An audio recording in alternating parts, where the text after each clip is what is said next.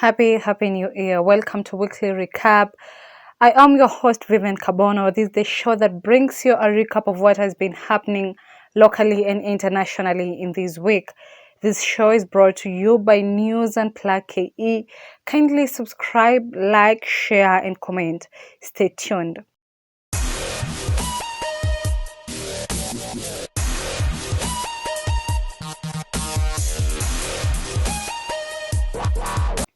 It's sad that we will start the new year on a sad note, and it's because one of the socialites, Stalet Wahu'S, who was 26 years old, was found dead in an Airbnb at South Bay. So allegedly, Stalet went into the room on January 3rd together with the suspect, and they seemed to be in very good moods, and they went into the room, probably had a very good time, and allegedly, the suspect left the following day, and he seemed to be hurt because he had some injuries on the legs and the hands, and on the leg and the hand, and he also seemed to be very, very disturbed. And like the previous day when they were in good moods together with Stalet, as they were going into the lift to go into the Airbnb.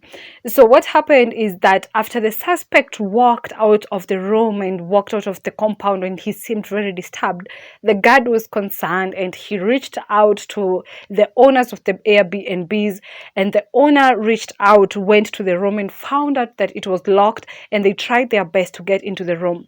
When they got into the room, they found that Stalet who was lying dead on the sitting room of the room, and that's when they called and they contacted the police. So according to the post-mortem, allegedly Stalet died because she had some injuries, especially a deep cut into her thigh or into her leg, and according to the autopsy, she bled to death because there was a vein that was connecting to her heart that was cut. Ndio maana ilisababisha kifo chake cha haraka na hatungemwokoa kwa sababu alikuwa amevuja.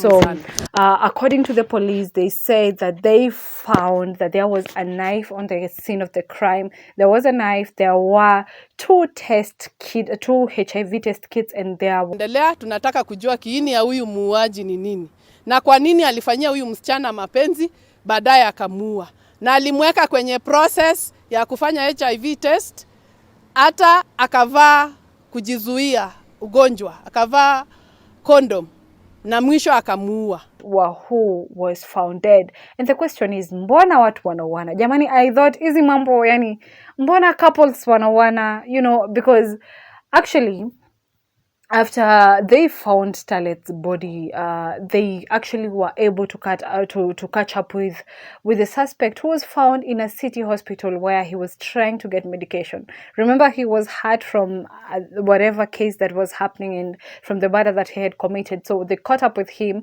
and according to him, he said that it was Stalet who started the fight, and he was trying to act in self-defense. It's ironical because, I mean, as much as I do not want to say it's ironical because you cannot prove a person guilty until a person is innocent until proven otherwise.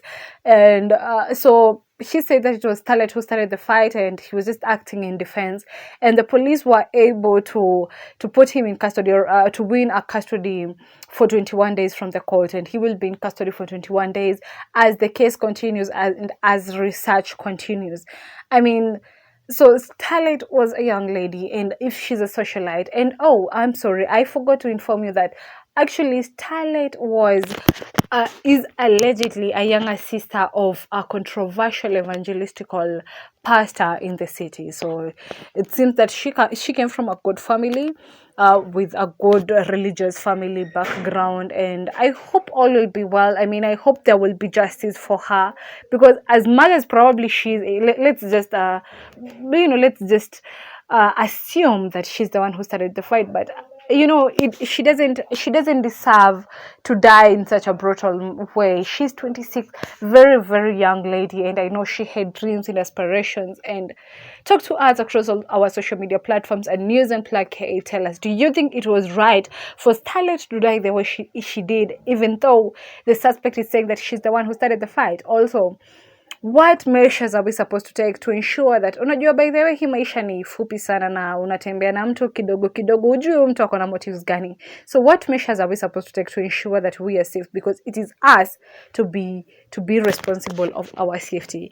Anyway, you can follow us across all social media platforms at NewsunplugKE to keep the discussion going. Also, you can follow our channel, our website at NewsunplugKE, and you can find other news and keep being informed. Also, you can follow me across all social media platforms at ViviCabs. I do appreciate you so much. Do have a nice time, and most importantly, a blessed year. Thank you.